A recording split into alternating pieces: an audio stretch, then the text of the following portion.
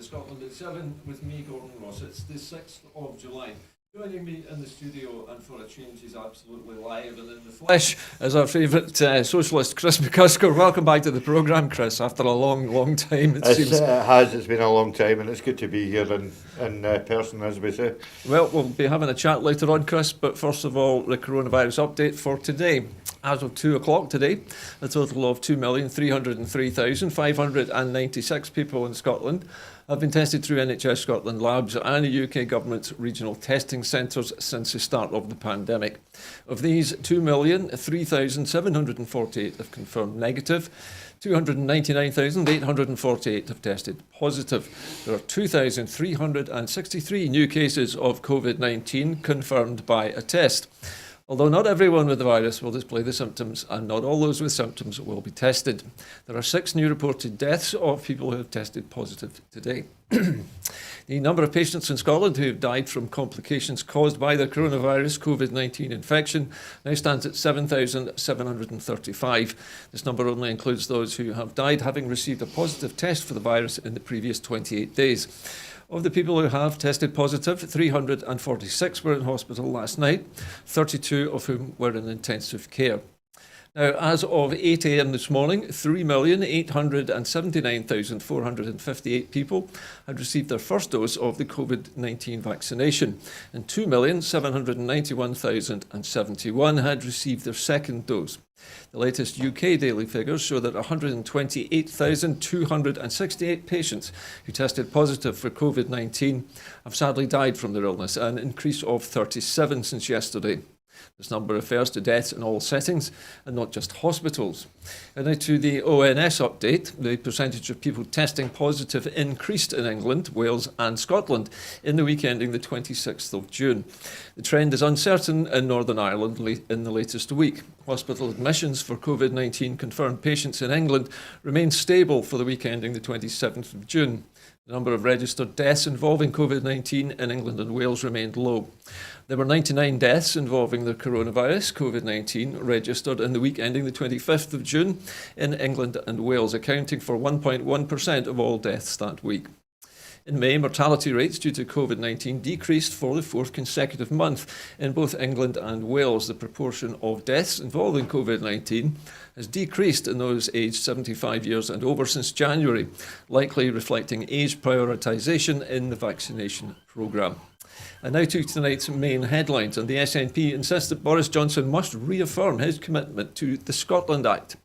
The SNP has insisted Boris Johnson must reaffirm his commitment to the Scotland Act 2016 after it was reported that he would shut down Holyrood if he could, following revelations by his former chief aide Dominic Cummings. The Scotland Act 2016 recognises the Scottish Parliament's place, describing Holyrood's status as permanent. It is not the only threat the Tory Prime Minister has presented towards the Scottish Parliament. He previously described devolution as a disaster and is also leading a power grab by stealth through the Internal Market Bill and the Shared Prosperity Fund. Neil Gray, the SNP MSP for Airdrie and Shotts, said that the claims made by Dominic Cummings are extremely serious and strike at the very heart of democracy in Scotland. Mr Gray said that Boris Johnson should immediately provide a cast-iron guarantee that the recognition of the Scottish Parliament and the Scottish Government in the Scotland Act remains, adding that if he refuses, it will be a serious blow for the Union, as it will prove beyond any doubt that only independence can safeguard Scotland's future. Now, Chris, we have heard quite a lot coming out of the mouth of Dominic Cummings in the previous weeks, and it was known that he was going to say these things, I think. But for Boris Johnson to say that, devolution is a disaster, and to basically to state outright that he wants to basically destroy the Scottish Parliament to abolish it is shocking stuff, surely. Well, no, it shouldn't come as any revelation to us, because if you remember when Boris Johnson was Lord Mayor of London, he famously said, 50 pence spent in Croydon was better than 50 pence spent in the region of Strathclyde. So Boris has always had a disdain for Scotland, disregarding all the love bombing that he's done since, he has been Prime Minister of the country. So you know, as laudable as this is from Neil Gray to speak up about it, you know, it just confirms everything that we know about Boris Johnson. So no, we shouldn't be surprised. But of course, Dominic Cummings has also said about Mr Johnson that despite the fact that that the Prime Minister has articulated this view that he wants to end devolution, according to Mr Cummings, he can't do that. Well, no, he can't do it, you know, the way that he wants to do it. And it's been it's been well documented that it has been a systematic power grab, you know, from 2016 onwards, possibly earlier than that as well. And the main reason, to my mind, as to why Westminster is so hesitant to devolve certain powers and competencies to the Scottish Government is because they are. I just had to stop myself there.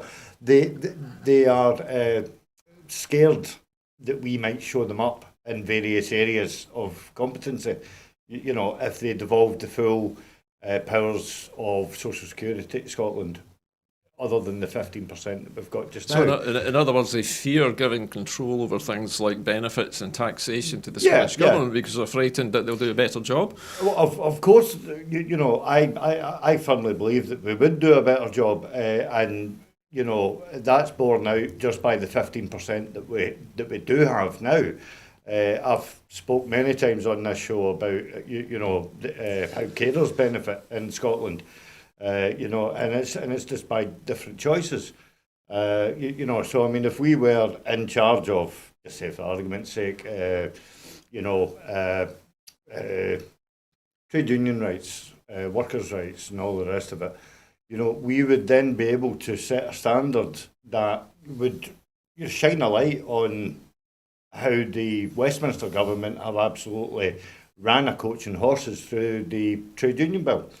And how they've diminished workers' rights and stuff like that, and they have encouraged the onslaught of the gig economy. Chris, can I ask you, there's been some talk about the Children's Human Rights Act, if you want to call it that the Scottish Government has written into Scottish law. That's being challenged, isn't it, by the British Government in their own High Court, in their own so-called Supreme Court. Yeah, but then but they can't really challenge it, can they? Because it's not written in English law, so it can't be challenged in a court outside of Scotland. The same could be said because I've seen an argument on social media about the fact that Magna Carta doesn't apply to Scotland because it was written in English law before the Union of Scotland, and you know, it's a yin-yang thing. But that. The fact that the Westminster establishment are willing to challenge an act that the Scottish Parliament have passed shows how much disregard and disdain that they have for Holyrood, you know, vis-a-vis competency. So you know, but it doesn't paint a nice picture of the British government if they're not prepared to allow the Scottish government to enshrine the rights of the child in Scots law. I mean, surely that is basically the British government just saying, no, we don't want children in Scotland to have those human rights. Well, you're unless we say so. Yeah. You know, you're absolutely right. And I think further down during the show, I think we're going to talk about Priti Patel. You know, and it's borne out again by her attitude towards refugees and stuff like that. You know, just for argument's sake, again, if Scotland was in charge of its immigration policy, you know, we would take choices that would appear on the table like chalk and cheese. You know, because Scotland being a welcoming and inclusive society that, you know, cares for its citizens and you know, and welcomes particularly people in trouble who've come from people in trouble, but you know, not necessarily people in trouble, but you know, people who you know wish to relocate, migrate to Scotland to enhance their skills and pay into the community and play their part in society. You know, it seems to me that the British government no longer want that because, as we've seen, you know, through various news items in the recent couple of days, We've got a shortage of HGV drivers. Indeed. Predominantly, they were, a large proportion European. From Europe, And it seems that Britain wants to let the country go to hell in a handbasket in its pursuit of exceptionalism and its sort of Brexit at any cost. Insular politics, that they set out through the Brexit referendum. Chris, how do you think the internal market bill, which was recently passed in Westminster, how do you think this is going to be used? Because there's been much speculation about the internal markets bill being used to sort of drive a wedge between the Scottish Parliament and the councils of Scotland, the local authorities. Is it likely, do you think, that the Conservative government will attempt to do that? Will they look at maybe a Conservative or a coalition-controlled council? It is highly likely. And start, trying to say, well, here's so many millions of pounds to build a bridge or a town hall. Is this likely to happen? Well, I can qualify exactly what I'm going to say, because I had a trade union executive meeting last night, and one of our councillors in Aberdeen, who's on the executive, pointed out the inward investment that the Tories have offered Aberdeen councillors, to sort of like sweeten the deal in Aberdeen Council.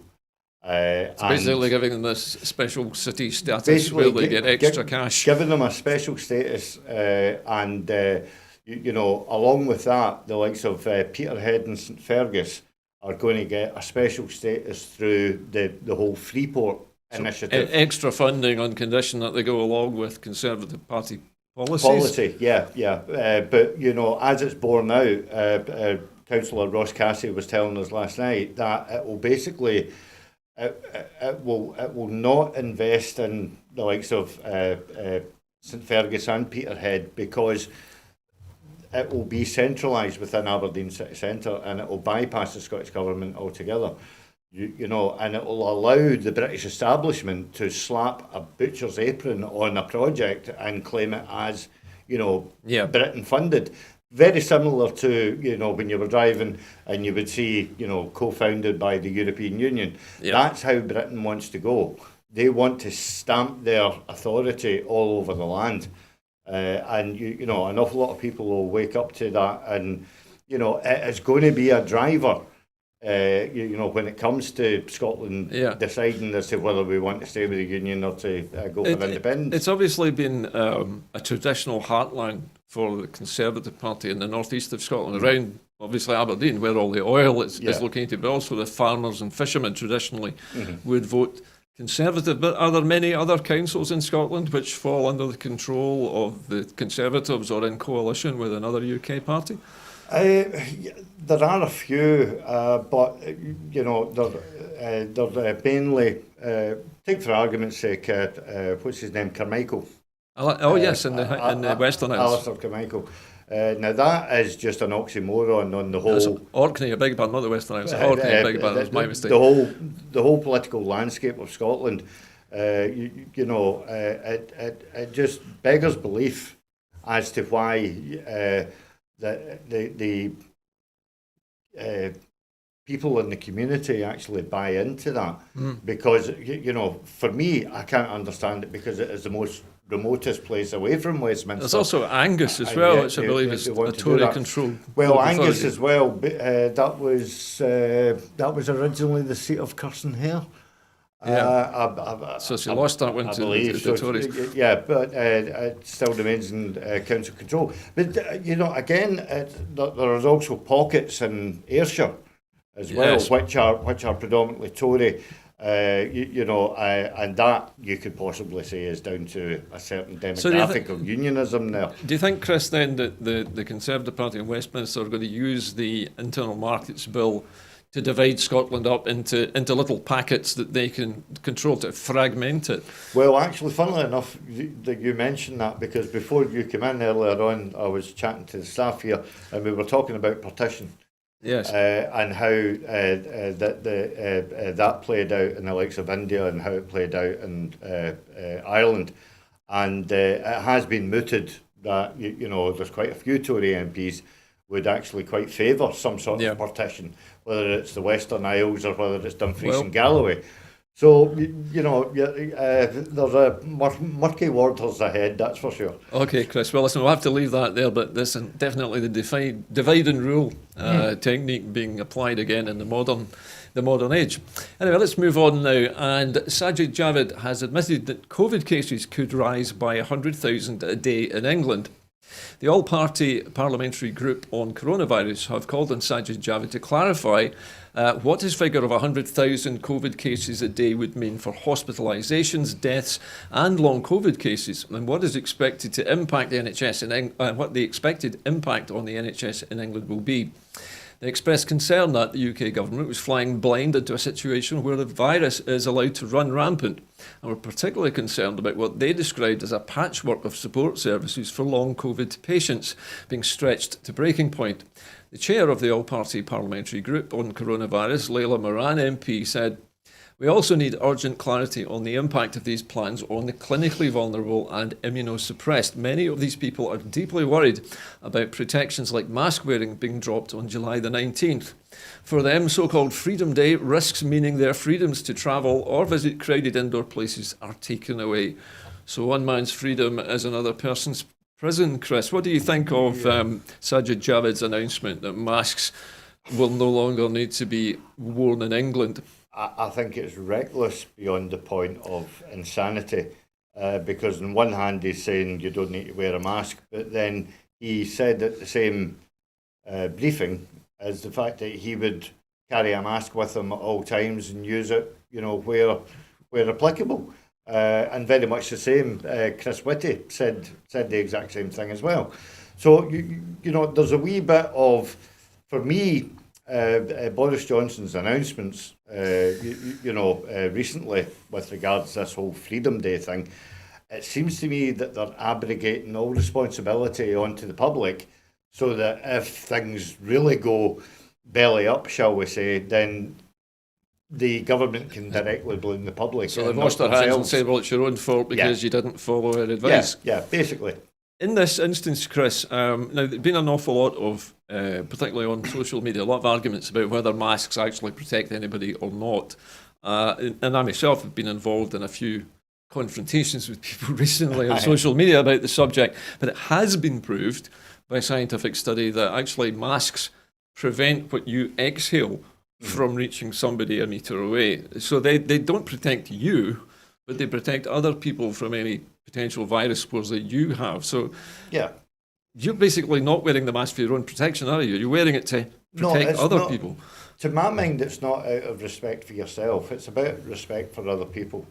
I took public transport today to come in to Glasgow, and a young lady sat in front of me, directly in front of me on the bus, and she wasn't wearing a mask. And I physically took the initiative to move myself to the other side of the bus, to move away from her. Now whether that person had health issues... But then, of course, you were taking that action, Chris, not because you felt you were at risk, but because you felt she was at risk, in case you happened to have picked up the virus and were asymptomatic. There's any one different scenarios that, could be applied. And again, I stress, I don't know, she may have had an exemption or something like that. I wasn't about to sort of like call her out, second guess her in public. But consciously, I just decided to move myself because that was, I thought, the status quo, the best reasonable action to take. Most considerate thing to do. But I mean, again, it is, as I said, it's the British government putting the onus on the British people and basically saying, when it goes belly up, if this goes wrong. When it goes belly up, it's not our fault. We've let you have your freedoms and stuff like that, and you have basically to be your own health and safety officer. But of course, Chris, if we've learned nothing, it is that large crowds of people, particularly as we've seen at the European Football Championships in Wembley and here in Glasgow at Hampden, these large gatherings of thousands of people in close proximity have led to clusters, haven't they? They've led to increases. Well, I mean, earlier on today, and I'm not an aficionado on cricket by any manner of means, but apparently one of the cricket teams has been forced to self-isolate, and they've had to select a new team. because three of the players in the first, I don't know how many people are in a cricket team, but I think it's 11, Chris. Three players out of 11 tested positive for COVID. So the whole team Had to have be to take reselected. themselves away, and they had to reselect a new team in order, not to cancel the match, But to make sure the match but carried to make on. sure the match carries on. And that, to me, is corporate capitalism at its worst, because it's basically saying we don't want to lose the money. So you're going to put these guys out on the pitch put instead. these guys in, and let's go ahead. Because make no mistake, all the sporting things and stuff like that are going on, it's money spinners to the Westminster government. Well, of course, that does seem to be the motivation here, Chris, doesn't it? I would say so. Anyway, let's move on to our next item this evening. And the SNP has condemned Priti Patel's cruel asylum plans. The UK government are proposing to block visas for visitors from countries that the Home Secretary believes are refusing to cooperate in taking back rejected asylum seekers or offenders. In the legislation published today, Priti Patel and future Home Secretaries would have the power to suspend or delay the processing of applications from countries which do not cooperate with the UK government in relation to the removal from the United Kingdom of nationals of that country who require to leave or enter or remain in the United Kingdom but do not have it. Now, presumably that means the leave to stay. The clause in the Nationality and Borders Bill also allows for the Home Secretary to impose additional financial requirements for visa applications. That is an increase in fees if countries do not cooperate. The plans have already been widely criticised, with the Refugee Council warning that more than 9,000 people who would be accepted as refugees under the current rules, meaning those confirmed to have fled war or persecution following rigorous official checks, would no longer be given the safety that they would expect, I presume, Chris, in the UK. The CEO of the Refugee Council added that this government is cruelly choosing not only to turn away those in need of safety, but also to treat them as criminals. The SNP Shadow Home Secretary Stuart MacDonald said, "The Tory government's Nationality and Borders Bill is absolutely abhorrent, a dark day that sees the UK ripping up the Refugee Convention and trashing its previous history of providing a place of refuge. The warnings could not be clearer. Vulnerable people and refugees seeking safety will now be treated as criminals, cruelly turned back and even sent to offshore detention facilities." This is beginning to sound extremely unpleasant, Chris. We thought the hostile environment was bad before, but turning refugees into criminals is a new low, isn't it? It certainly is. It's, and again, I knew that we were going to get onto this subject, I'm glad at the end of that it actually highlighted the fact that Priti Patel has not ruled out the possibility of processing refugees somewhere else. Supposedly offshore. Earlier on, we were led to believe earlier on in the year that she was looking into various islands. Isn't this an echo of the Australian system where refugees were immediately shipped off to some remote island to the north of Australia and kept there? Yeah. So they weren't allowed even on Australian soil. Correct, yeah. A bit like Guantanamo Bay, I suppose, in some respects. Yeah, and it's very similar to, how migrants were treated when they entered America, say from the likes of Italy. I'm thinking about the Godfather film. Yes, they would arrive on the island and be processed before going ashore.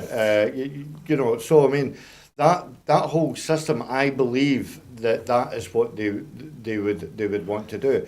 I think Priti Patel's vision would be to find an uninhabited island somewhere, pretty much like, I can imagine them using Grenard or something like that, the one that was polluted with anthrax as a possibility. It's the kind of thing they might do. Yeah, somewhere that she would never no one else wants to go.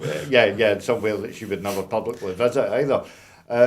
So it's got echoes of Alcatraz about this, to be quite honest with you. It certainly does. Because it's treating refugees like lepers. Isn't it really, Chris, assuming that these people are criminals before they even have a chance to put the case as refugees? Well, I'm going to put my humanitarian hat on here, because my experience in France is that many refugees who actually settle and are successful to get French status are prevented from crossing over to Britain anyway.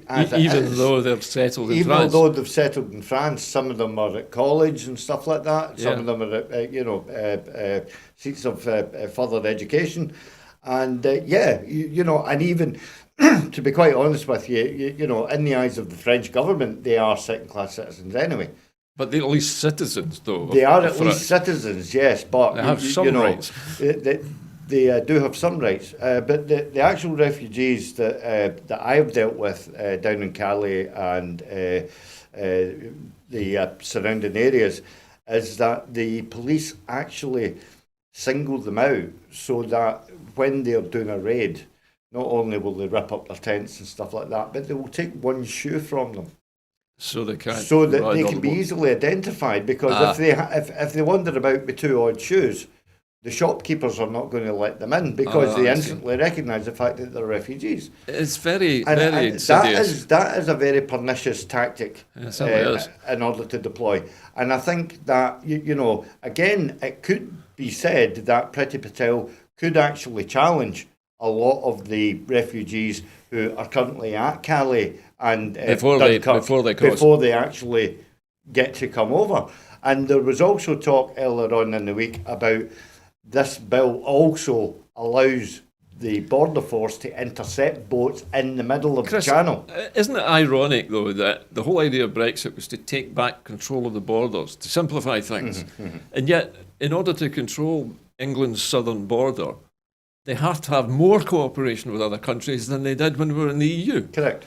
Yeah, it's incredible, and the whole thing seems to be a circle that. But again, that's what happens. That's what happens, and it was endemic with Theresa May, and it's now obviously borne out with Boris Johnson, is the lack of clarity and leadership to read the fine print of everything that has been agreed with the EU is now being borne out and coming to fruition. So when you look at this issue, and then you look at, just for argument's sake, the Sausage Gate issue, these are things that could have been found out had everybody been bothered to actually read the fine detail of the actual text. The agreements that they were saying. And the EU have often said time and time again since 2014 that Britain, either never turned up for meetings or never, weren't even versed. There was a famous one where the British ambassadors or advisors or something like that went into a meeting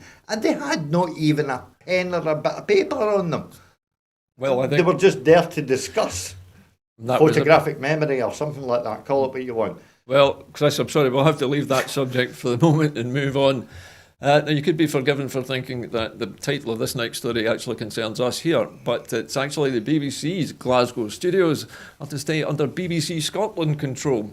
Now, following confirmation that Studios A and B at Pacific Quay will continue to be run as part of BBC Scotland, the Scottish Government's Cabinet Secretary for Culture, Angus Robertson, welcomed the excellent news for screen production and decision-making in Scotland. Mr Robertson said, "I'm pleased for everyone at BBC Scotland Pacific Quay and very glad that the constructive dialogue with the staff and the BBC Director General Tim Davie led to the best decision. We expect the BBC to genuinely invest in the creative economy of Scotland. In discussions I held with the Director General last week, he said that he's keen to support the expansion of screen and broadcasting capacity in Scotland. The future for TV and film production in Scotland looks bright and we must all support its growth."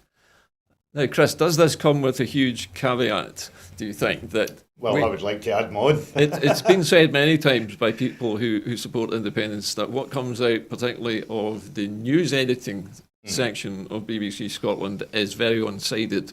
Yeah. Would you agree with that? Wholeheartedly, I would agree with that.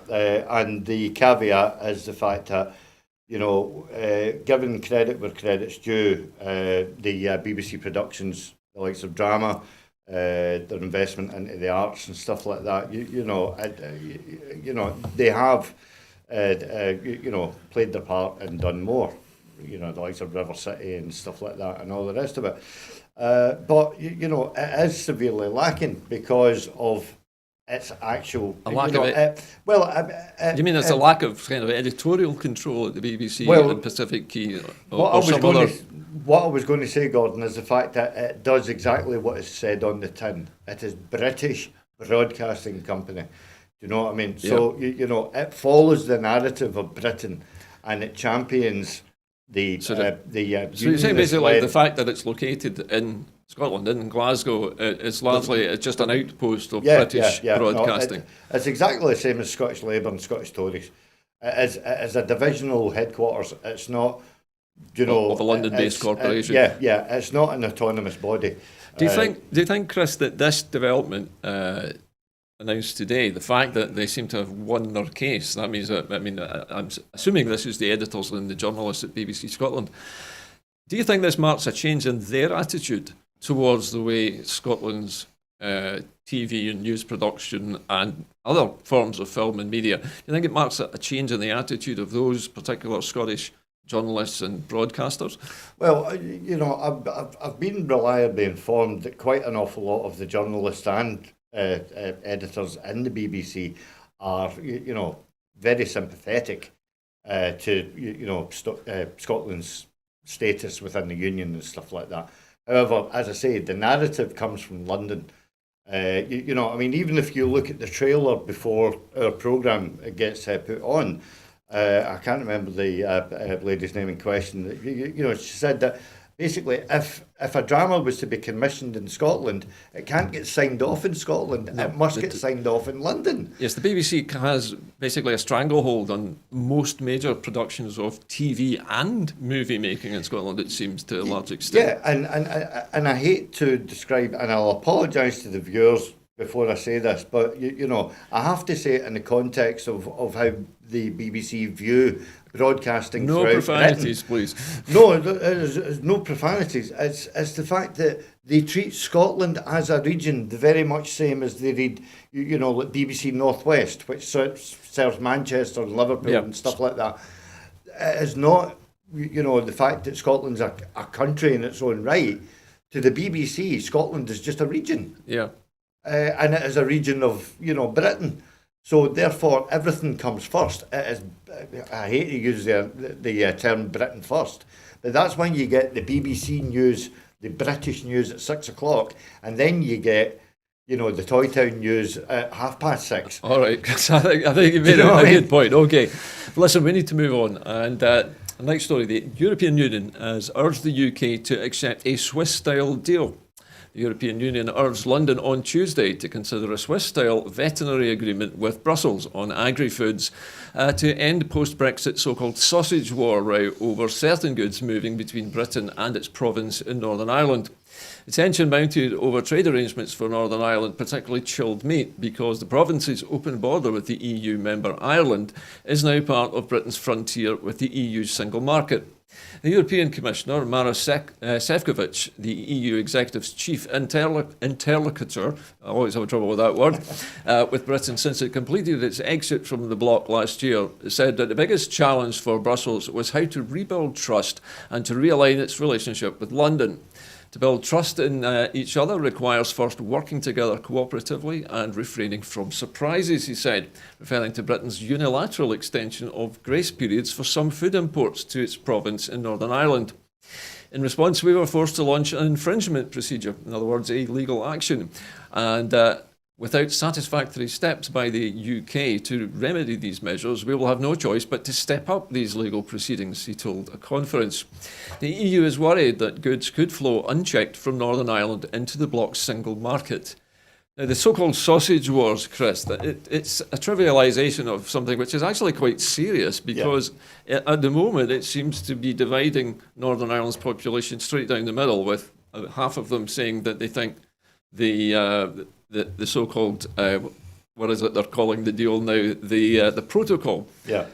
Half of them support it, half of them want rid of it. So how is this going to be solved? How on earth can the European Union or the British government get around this particular issue? It seems intractable. Well, in order to make an omelette, you have to crack some eggs. Do you know what I mean? And or some sausages in this case.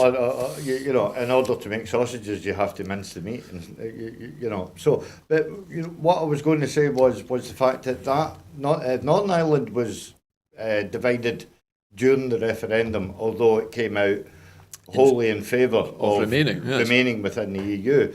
The division comes from the unionist constituents who want to defend their British sovereignty, and saw that by staying in the EU was basically selling their sovereignty and throwing up a border, which they didn't want at the Irish Sea.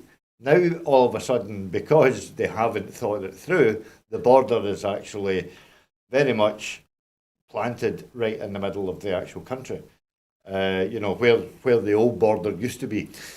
And what kind of tensions, Chris, is this stoking up in both north and south of the old border, if we want to call it that? Well, I mean,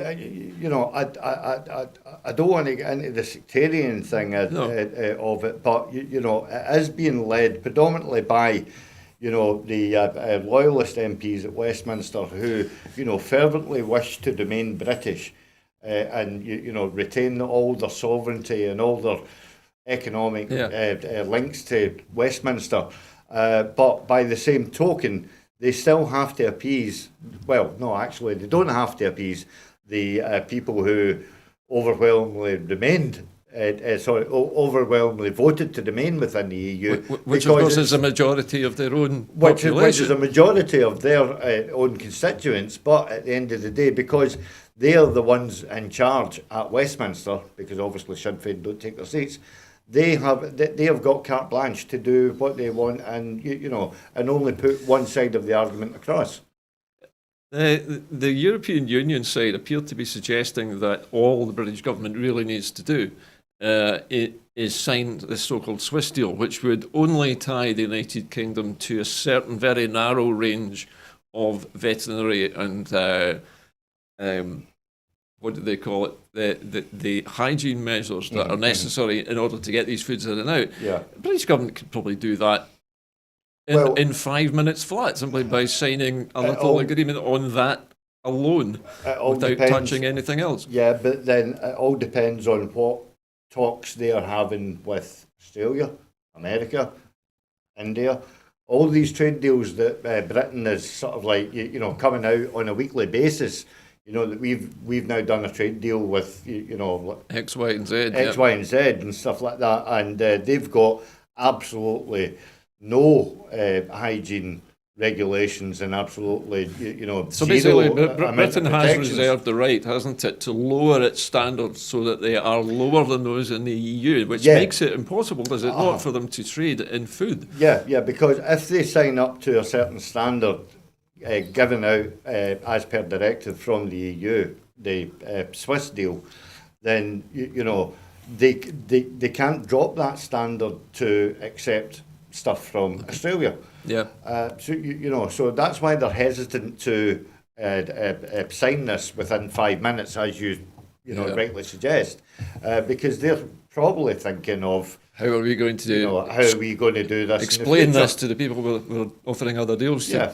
Well, Chris, I'm sorry, we'll have to leave that hanging in the air as well as we move on to our next story, and that is the Grenfell bereaved and survivors are to bring a multi-million-pound case to the High Court. More than 800 bereaved and survivors from the Grenfell Tower and 102 firefighters are seeking up to tens of millions of pounds in compensation from organisations involved in the disastrous refurbishment in a case that reaches the High Court on Wednesday. The victims of the 14th of June 2017 fire and the emergency responders have filed civil claims against defendants including Arconic, the US metals giant, which made the combustible cladding Rydon, the main contractor, and the Royal Borough of Kensington and Chelsea, the landlord of the 24-storey West London Council block. The bereaved and survivors alleged 23 defendants separately and cumulatively led to or contributed to the disaster, which killed 72 people and left hundreds homeless. The firefighters, some of whom claim they cannot work again as a result of the trauma, are seeking damages for personal injury and loss caused by the negligence and or the breach of statutory duty of the defendants. The sprawling case will be handled by Ms. Justice Barbara Fontaine, the Senior Master of the Queen's Bench Division. It's the first time Arconic, as well as the insulation manufacturers Celotex and Kingspan, the cladding contractor Harley Facades, and other consultants have faced court action in the UK over the deaths. The Kensington and Chelsea Tenants Management Organisation, which ran the building, was also responsible under law for fire safety and is also being sued. They've had it coming and it's long overdue, said Nabil Koucher, who lost his mother, sister, brother-in-law and 3 nieces in the fire and is among the claimants. It's been 4 years and nothing has been done. I only wish it was sooner. He stressed the case wasn't about money, but rather than achieving the limited accountability offered by civil law amid widespread frustration in the Grenfell community at the pace of justice. The police investigation into the possible corporate manslaughter offences is not expected to make charging recommendations until after the public inquiry publish its final report, which may not be ready until the end of 2022. Chris, this has taken an absolutely extraordinary length of time, even just to come up with a report on the causes of the fire and who's culpable. Surely this is really a last-ditch attempt by these people to try and get some kind of justice for what they've been through. And I'm really glad to learn that there's a number of firemen who will be obviously supported by the FBU in their claim. That are actually standing in solidarity with the bereaved and the people that have been made homeless through this tragedy. And again, it strikes at what I was talking about earlier on, of a severe lack of clarity in leadership. Disregarding the fact that it happened in, under the auspices of Kensington and Chelsea Council. This is one of the wealthiest areas of Britain. It's one of the wealthiest areas in Britain, but not only that, it's the fact that it's Tory-led council, which is obviously accountable to the Tory government. It has been said, Chris, that the refurbishment of the Grenfell Tower itself was largely done to make the area look better, correct, rather than to benefit the tenants. Do you think that has contributed in any way to this situation? Almost immeasurably that was the case. And again, it's not. I think I would be a bit apathetic to say that it's typical Tory, but there is a severe underlying skimping of money. It's a cost cutting. Which was apportioned to this. Make it look tower. Good for the minimum amount of money spent. Exactly. And and the tower was only done up just to appease the other residents within the locale. So that it didn't stand out. Like I think at one point in time, Prince Charles described buildings such as that as a carbuncle.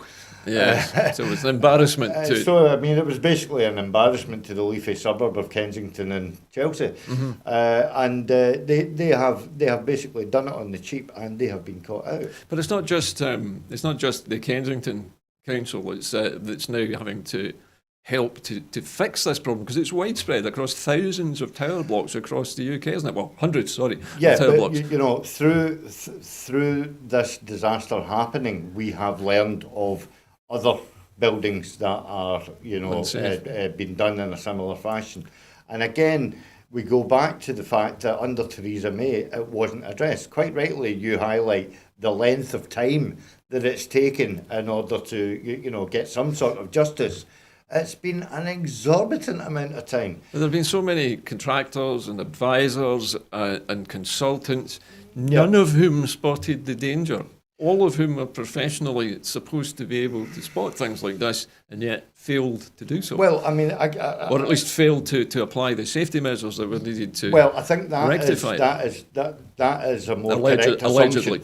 Allegedly, because I've been listening to James O'Brien on this very subject. Is this the presenter on LBC Radio? LBC, yeah. And you know, he speaks at length of the fact that, you know, it has been shown in court that you know there is an email trail, you know, highlighting the fact that there were, you know, sort of like they were aware of three issues. Different sort of like suppliers Who said, and it was A, B, and C, and it was you know, and they all had a monetary factor attached to them, and it was basically taken. but there back. were some whistleblowers, weren't there? Because there were were some some experts who whistleblowers. said, don't put this stuff up that way, and Yeah, don't fit it in that way, it's Yeah. not suitable. And again, harking back to what I was saying, is the fact that some of these whistleblowers weren't even replied to by the suppliers.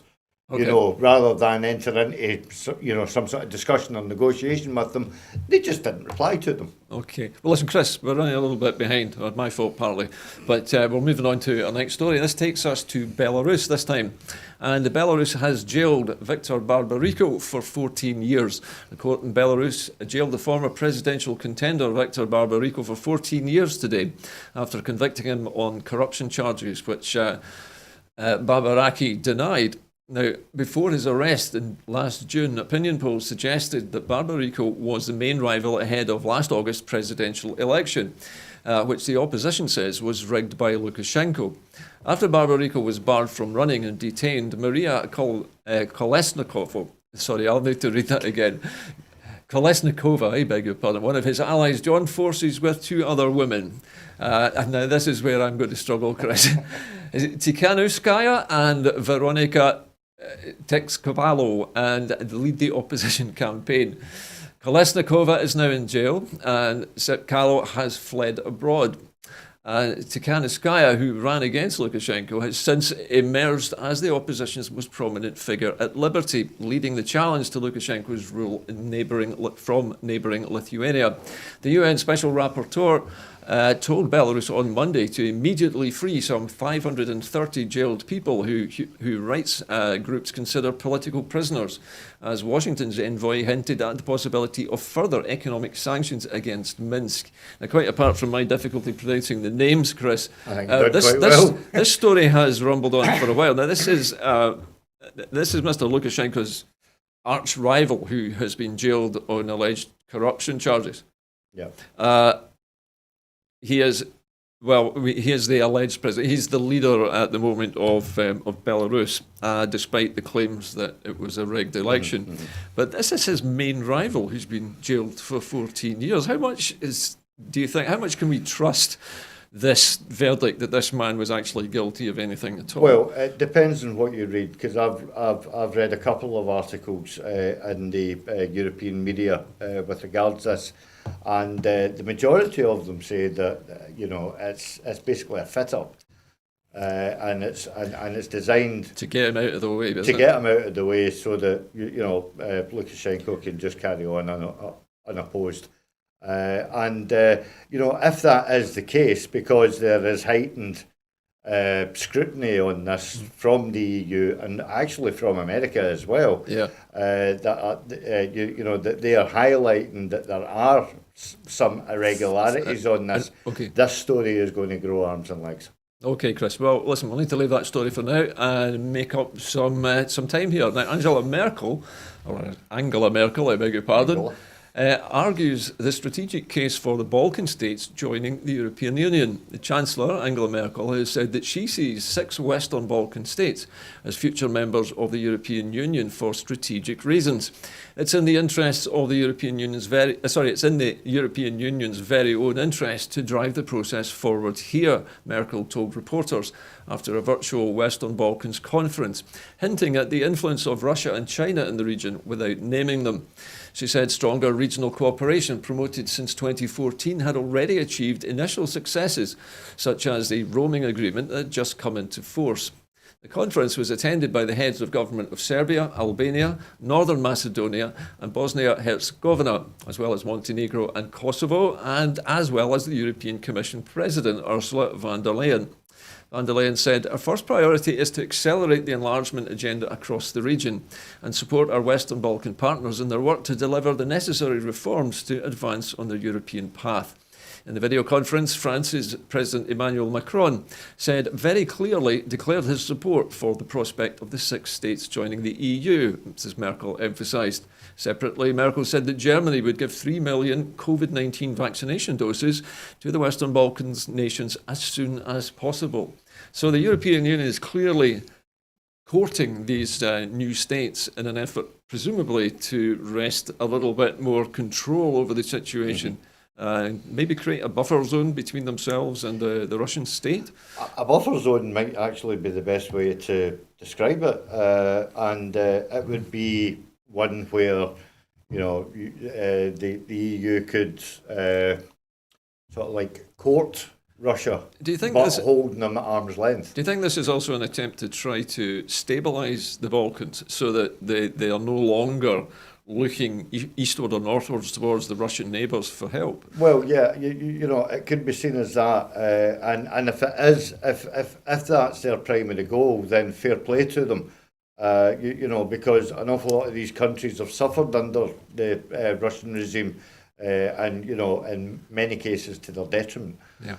So if there is some common ground here, but when I originally read this, I actually thought that Angela Merkel was up to a wee bit of devilment before she left her position. But there we go. Well, we'll wait and see, Chris. But the European Union obviously is looking to other new members, having lost the UK, I suppose. Well, it's going to play nicely into Scotland's narrative, because recently we've heard some eminent MEPs actually say that it wouldn't take any time at all for Scotland to join because we already afforded all the these Balkan states have recently become independent as well of various parts of Yugoslavia. Independent, but they are further down the line than. Of course, we are miles ahead, aren't we? Already exceed all of the requirements. Because we meet and exceed all the requirements, correct. Okay, Chris, we're going to move on now and to funding to restore nature and to tackle biodiversity loss. Projects which restore nature, safeguard wildlife and tackle the causes of biodiversity loss and climate change will get a share of £10 million through a new Scottish Government fund. The Nature Restoration Fund will support a mix of urban and rural focused projects such as improving green space for outdoor learning, green active travel routes, planting of wildlife corridors and natural flood management.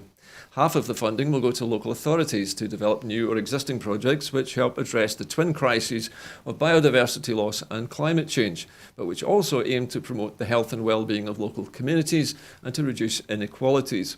The remaining £5 million will include a small project competitive fund of £1 million to be distributed by Nature Scot, and the balance will go directly to established nature restoration projects across Scotland, including native tree planting, nature restoration in rivers, lochs and coasts, and improving and connecting habitats. Now, I know, Chris, that you and I are city dwellers, and perhaps we are not the most knowledgeable people about biodiversity, but with Scotland's commitment to not only gaining net zero and going green, this surely is part of it, isn't it? Because we have to walk the walk as well as talk the talk. Well, yeah, and obviously this year more than anything, because we're hosting COP26, we have to be seen to be, doing and, saying all the right things. Again, this feeds into a couple of times I've mentioned on this show about a green transition, a just green transition, and leading away from fossil fuel industries into biodiverse fuels. I mean that takes in a plethora of things. It's also a very long-term project, isn't it? Well, yes, it's a long-term project, but by the same token, we have heard. Actually, I just earlier on today, I heard that is it Vauxhall Ellesmere Port? Yes. Are now they are diverging into electric vans. That's correct. And they're going to recondition the factory to accommodate that, and also battery storage as well. And what struck me from that is the fact that Why are we not doing that in Scotland? Well, I think the answer to that is, and this was mentioned in various stories today about Ellesmere Port, is the British government has invested large sums of money in supporting these. So there have been sweeteners given to these areas to protect those jobs. But Scotland obviously could do with the car industry, couldn't it? Yeah, but there's also an underlying story there about the fact that Britain is actually taking money from the French government in order to keep these plants open. And you know, I'm interested to hear the background to that.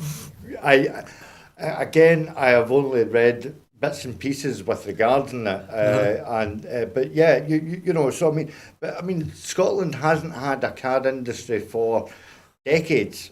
Since the 70s, wasn't it? It was the 70s. The last one was in Linwood, I think. Linwood Car Factory, where they produced the Hillman Imp. And the Chrysler Avenger and stuff like that. That's right, yeah, I remember the days, Chris.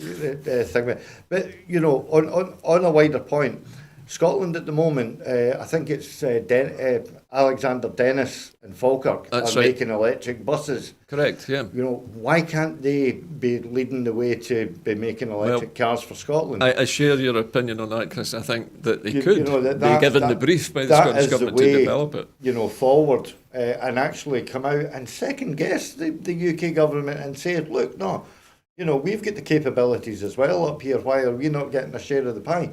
Because whatever's going to happen at Ellesmere Port, and I don't mean any disrespect to Ellesmere Port, former citizen of Liverpool and all the rest of it, you know, and it's great news for them. But what are the benefits for Scotland with that? You know. So meanwhile, with all this going on, I was immediately drawn to, you know, the likes of flood protection, because obviously that'll benefit Edinburgh and stuff like that. Especially after Sunday's deluge, Chris. Yeah. Well, listen, Chris, I'm sorry to cut across you, but we're really tight for time this evening. So on to our final story this evening, and that is, it is the anniversary of the Piper Alpha disaster. Now, today marks the anniversary of the Piper Alpha disaster, which happened 33 years ago today. 167 offshore workers lost their lives in a devastating explosion which engulfed the North Sea oil platform in flames. The 1988 explosion remains the UK's worst offshore oil disaster. Now, Chris, I know you as a union man have an interest in things like health and safety. Mm-hmm. Did this disaster, do you think, alter the way that the oil industry, offshore oil industry off Scotland's coast, did it alter the way things were done after that? Did it change the ethos? Hugely. Not only the ethos, but the practices with regards to health and safety prior to this disaster were, you know, scant to say the least. And this has all the echoes of many mining disasters in the past, and this was the biggest oil and gas disaster to happen. You know, since the actual fields, the exploration started in those fields, and it's you know, it is a dark day in the trade union calendar when we come round to this. You know, because many comrades were lost to their families. And you know, I was again reading on this today, and it's testament to the fact that families and the relatives actually turned up socially distanced in Aberdeen for the ceremony. Because I know there is a permanent memorial there. Yes, it's in Aberdeen. Beautiful gardens. You know, there's a large, I think there's a large stone slab that's inscribed with all 167 people's names. That's correct. It's a nice area to actually go and just sort of sit down. It's quite surreal, and I'm glad to see that you know, to date, touch wood, it hasn't been vandalised. So, well, let's hope it remains that way, Chris. Yeah, definitely. Anyway, on that note, I'm afraid we'll need to end tonight's programme. But before we go, just let me remind you that we are in the middle of a crowdfunder. Broadcasting Scotland always needs your help. And if you enjoy our programmes and you want to see more of them, you can do that by becoming a regular supporter. It costs just £5 a month and is an awful lot better value than the licence fee. So if you would like to help us in that way, you can. You can also make individual donations or even volunteer here at the studio. But that's it from myself and from my guest, Chris McCusker. I will see you again on Thursday evening. But that's it from us tonight. A very good evening to you.